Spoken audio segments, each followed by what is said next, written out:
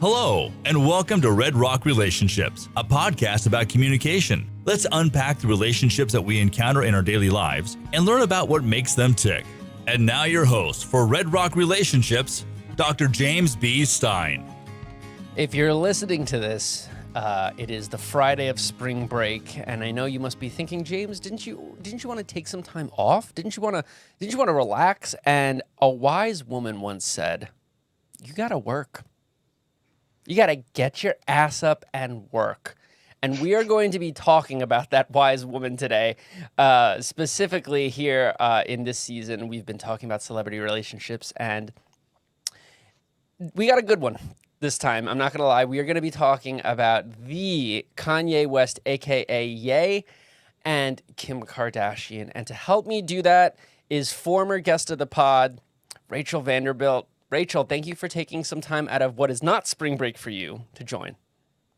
Thank you so much for having me. I'm really excited to talk about Kim and Kanye. This should be a very interesting conversation, and it feels like forever since we've done it. End of February, we did the Johnny Depp Amber Heard thing with Dr. Franks, and that one was we could have done 3 more episodes on that one, but we do have limits. So anyway, I want to get into it. Today, we're going to be talking, like I said, about the two of them, and we're going to be using relational turbulence theory as a guide. Now, I'll say this to the listeners. If you're interested in the more detailed, nuanced elements of relational turbulence theory, check out Season 2, Episode 1. I talked with Dr. Denise Solomon, the architect of the theory. So we're going to be operating assuming that you have this broad basic knowledge of the theory. Just for the record, if you want to know more, we've done a whole episode on it. That said, the other thing that I'm going to try really, really hard not to talk about is a certain right-wing fascist 1930s German party. We will see how that goes. So, if we can, I want to start by sort of walking through the timeline of the relationship. So, Rachel, are you able to kind of guide us through the whole Kim-Kanye saga? I am going to do my best. Their relationship is messy and complicated, and it starts in the spring of 2012 when they publicly start dating each other. They quickly thereafter announce that they're pregnant with their first child, North, and she is born in December of 2013. They get married in May of 2014, so a couple months after that. And then they also get pregnant and have a second kid in December of 2015. So they navigate this very rapid set of transitions from dating to starting becoming parents, basically, getting married, having a second kid, and that all happens pretty quick, one after the other. And then there's sort of like a little break after December of 2015. Well, maybe not, because we're in 2016. There is a bunch of drama that starts happening in 2016. The first of which is Taylor Swift gets brought into the mix here when Kanye releases his song Famous, and it has this line about Taylor Swift that's not particularly kind. And so Kim and Kanye publicly sort of get into this battle with Taylor Swift. And shortly thereafter, there's Kim gets robbed in Paris. And after this Paris robbery that is frankly really traumatic for Kim. Kanye is pretty supportive of Kim after this event. He flies to see her, take care of her. But then a bunch of really strange events start happening. Kanye comes out in support of Donald Trump and is really vocal about his support of him. And then Kanye actually gets hospitalized for a week, and his doctor comes out and says that he experienced a bout of temporary psychosis. And this is where some rumors of divorce start emerging, and his mental health starts entering the conversation. In 2018, a couple years later, we see that Kim has sort of pivoted in her public persona, and she starts taking on work to reform the criminal justice system, which this is a huge character arc for Kim, is this move from this socialite, celebrity, fashion icon into a more serious role of trying to impact change in our country. And at this event, in 2018, Kim sticks up for Kanye in his support of Donald Trump, and she says he doesn't actually mean that. He just likes Trump as a person, as a figurehead. He doesn't like his policies. But in 2020, Kanye runs for president. And this is after the birth of 2 more children that they have via surrogate. And he, during this presidential run, he makes some really gross comments about his first child, North, about how they would have terminated that pregnancy. And that was a very public kind of family, a public expression of a private family matter. And Kim sort of immediately rushes to him, and they're photographed having this really tense conversation about that. Kanye then tweets that he's been wanting to divorce Kim for years. And it's because in that 2018 time where she's dealing with all this criminal justice reform stuff, at that event where she stood up for him, she was with Meek Mills, and Kanye saw that as a threat to him. And so he starts publicly sort of bashing his wife at that point. And it becomes public knowledge that the two of them are separated, and they're sort of living separate lives at this point. They're living in separate cities and sort of operating in their own circle. And in 2021, rumors of divorce start swirling really early on. And only a month after those rumors start coming out, they file for divorce officially. And so that is sort of the timeline of their actual relationship. And then after their relationship, there's all this stuff about Pete Davidson and Julia Fox, and we can get into that too. But that's sort of the timeline that we're operating in now. Yeah, and it's so funny because so much happens in between that 10-ish year span, and yet in the public eye, we think about nothing that you've talked about. We think about like the Pete Davidson thing. We think about the Julia Fox thing. We think about, going nuclear. I'm not going to say who he said he wanted to go nuclear on, but that's what we think about, because as radical as what you just described, very succinctly, I might add, as radical as all that is, what happens next is even crazier. But what happens next has a little bit less to do with their relationship. So I'm glad you stopped there. Now, one thing that you noted early on in your overview of their relationship is the amount and the rapid nature of the series of transitions that they go through, which, if you know anything about relational turbulence theory, the original model articulated that during these transitional times, turbulence poses its greatest threat. So I don't think we need to go over all of that, but could you maybe just give me your broad overview of like the postulations of RTT, perhaps like as it is applied to this relationship? Yeah. So to start, relational turbulence is this assessment of the relationship as being relatively chaotic or unstable.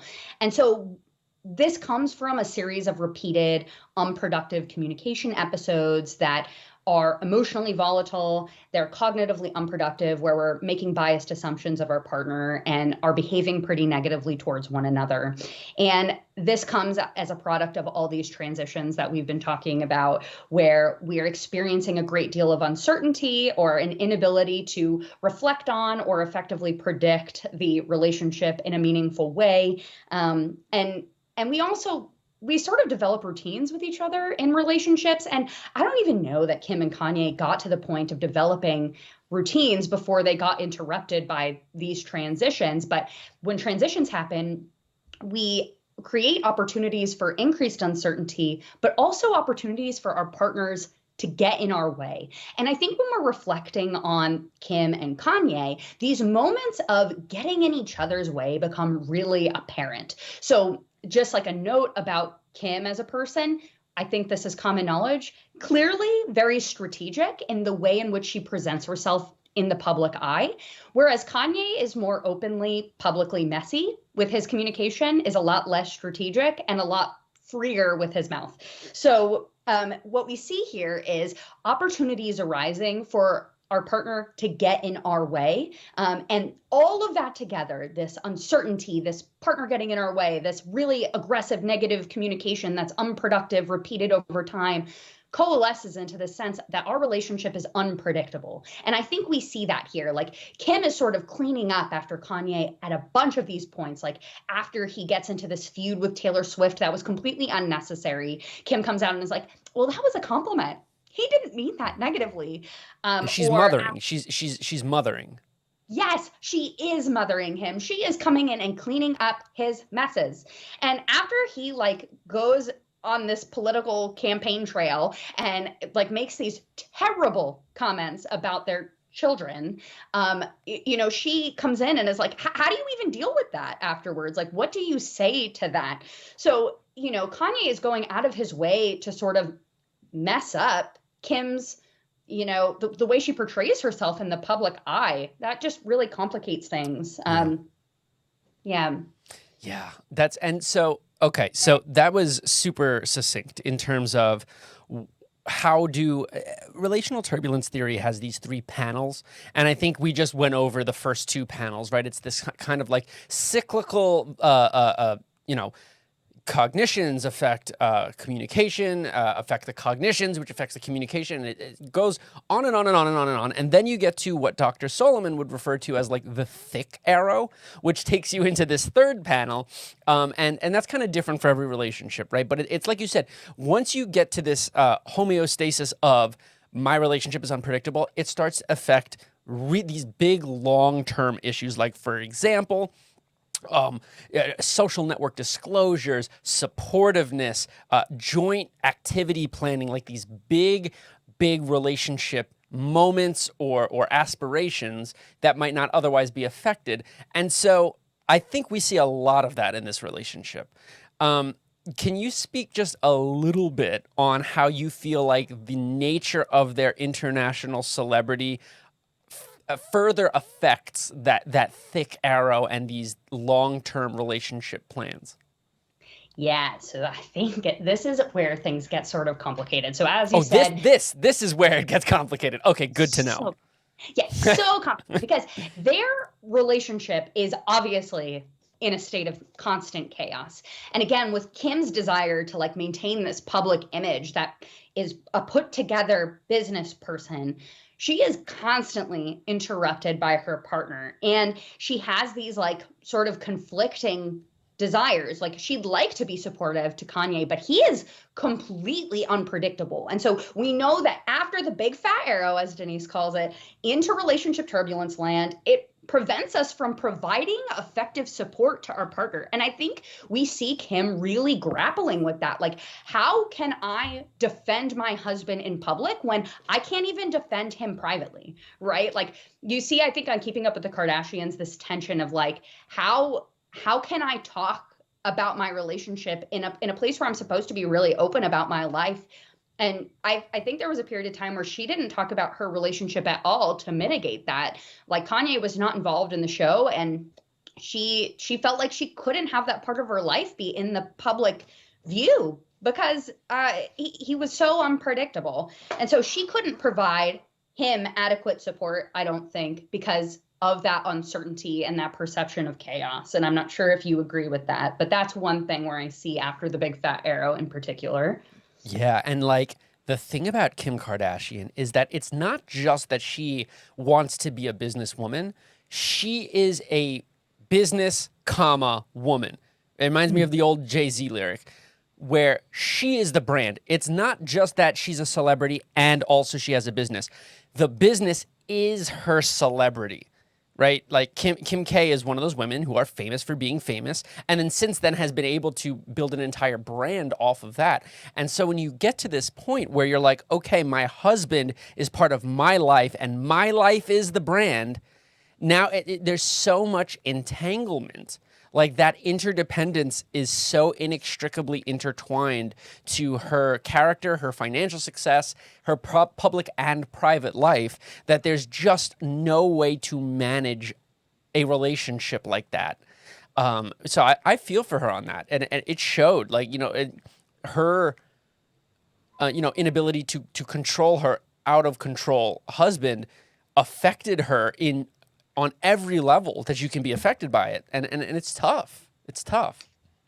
It's so hard. And I think, another element that comes out of feeling like this sense of chaos in your relationship is an inability to effectively plan. And I think we see this, right? Like, Kanye, as someone who is really unpredictable and just like very spontaneous, he has 4 kids. And at one time, I remember there was a moment in their relationship where he's like, I want to move to Chicago. And Kim's like, my business and my whole life are in California. Like, what am I supposed to do? You want me to just uproot my whole life and go to Chicago? And she's like, how can I like plan my life with a person who is so unpredictable? And like, I don't even know where our relationship stands. Like, we're not in a good place and you just want to pick up and move somewhere. Like, and so you see them just navigating these tensions really clearly, where it becomes hard to make plans when your partner is so chaotic and there's a ton of uncertainty in the state of your relationship.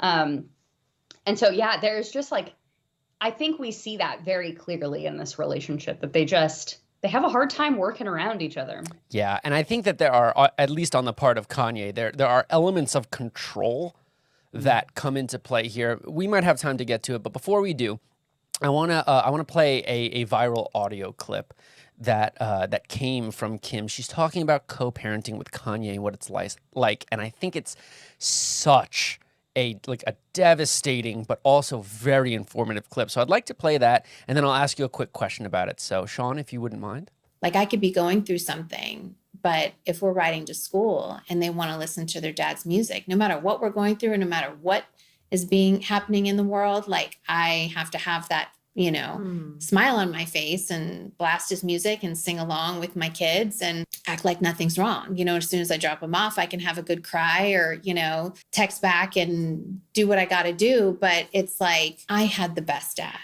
I don't want to get emotional. Oh, It's just been a day for me. But like, it's been a time. it has been, it's hard. Co-parenting, it's really hard, and like, You're not co-parenting with just anyone. yeah. For the quietest, easiest. But I had the best dad and I had the best memories and the greatest experience. And that's all I want for my kids. As long as they can have that, that's what I would want for them, So like, if they don't know things that are being said or what's happening in the world, like, why would I ever bring that energy to them? That's like real heavy grown-up shit that they're not ready to like deal with. So, I think that Kim Kardashian, over the course of her career, has received a lot of criticism. Some of it she might have deserved. When I listen to that clip, I can hear echoing in my mind a lot of maybe her haters saying like, oh, poor you, mega millionaire, life's so hard. That is such a human clip from her. It shows that like all of the money in the world cannot protect you from your humanity.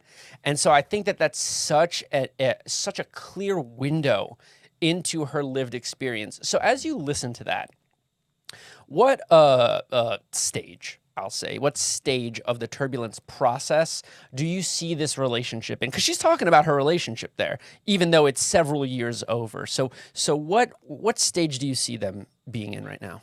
They are in the midst of turbulence there. I mean, they are essentially engaging in really negative, persistent behaviors. Their relationship is chaotic and uncertain and completely unpredictable.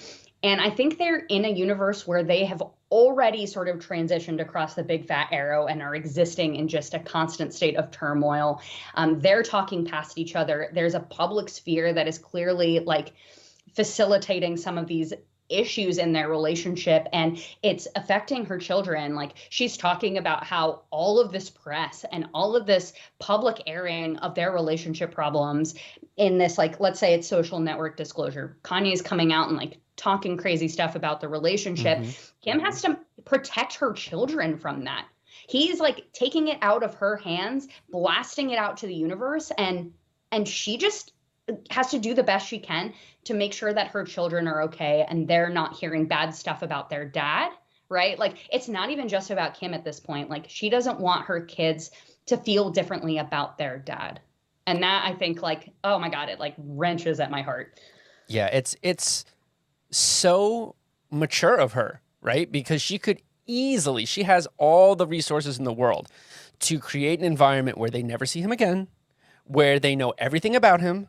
And what she's above all else, she's saying like, I want them to have at least the option to have a relationship with their father, which is like, I can only like of all the stuff he's shared publicly, imagine all the things that he's said that he's chosen not to share.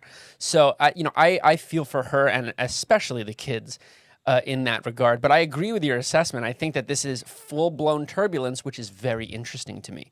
Because I think if we consider things strictly from a theoretical standpoint, I think the theory would argue that once relationship termination occurs, turbulence should subside. And in this instance, it has escalated, which is so, I mean, obviously it's terrible, but it just also fascinating to show how the tenets of this theory link up in this unique circumstance to create a more turbulent atmosphere, even after the behaviors that should reduce turbulence occur.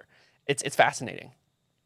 Yeah, I imagine that must be like specific to relationships that are uniquely enmeshed. Like they have 4 kids, but they also are sort of like a business unit. Mm-hmm. They cannot get out of their own way. And like they are constantly being reminded of their relationship via the press and interviews and social network members. And it becomes really hard to like extricate yourself from that turbulent moment. Like you are still actively impacting my ability to accomplish things in my life.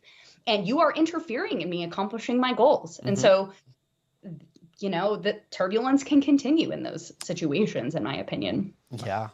Yeah. Oh man, what an unfortunate mess. I hope that Kim is successful in her efforts to protect her kids. Last thing I want to talk about. We have a few minutes left. Bonus question time. I rarely get to these, but we've got time for it. So, Kanye's rise and fall in what we would refer to as the manosphere, the specific area of the internet concerned with like men's rights and pro-misogyny, that sort of thing.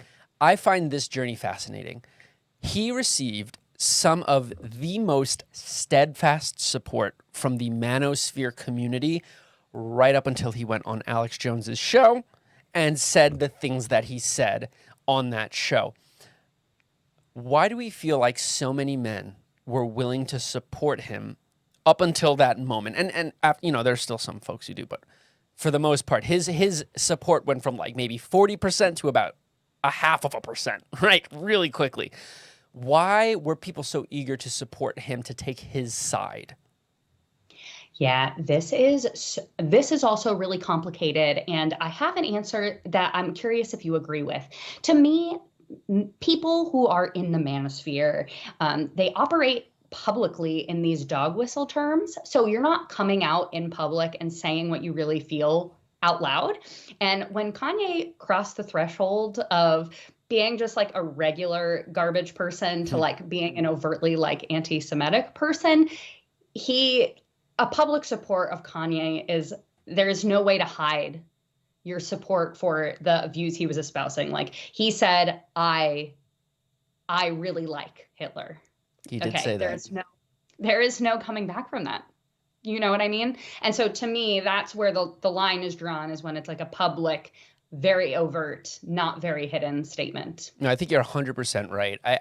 The term fatherless behavior comes to mind.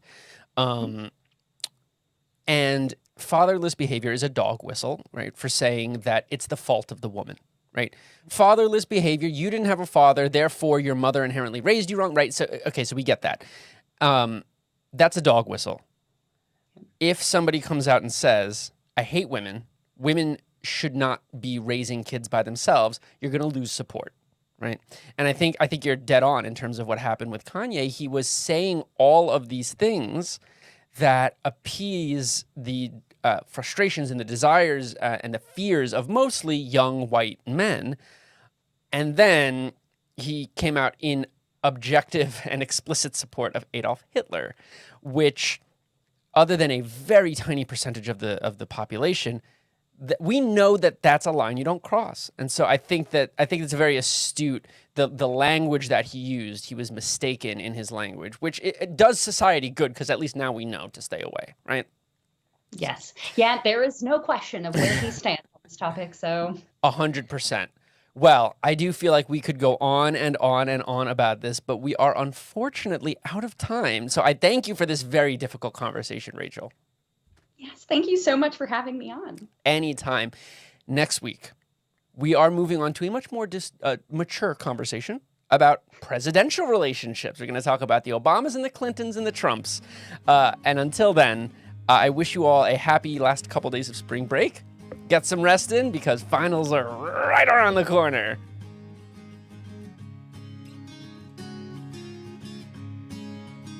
You've been listening to Red Rock Relationships, a podcast about communication. Thank you so much for giving us some of your time. If you'd like to be on the show or have questions for us, please send us an email to redrockrelationships@gmail.com. You can also find us on Facebook, Instagram, Twitter, Spotify, or wherever you listen to your podcasts. Just search Red Rock Relationships. Thank you again. And remember, it all begins with good communication. This has been a production from a podcast studio.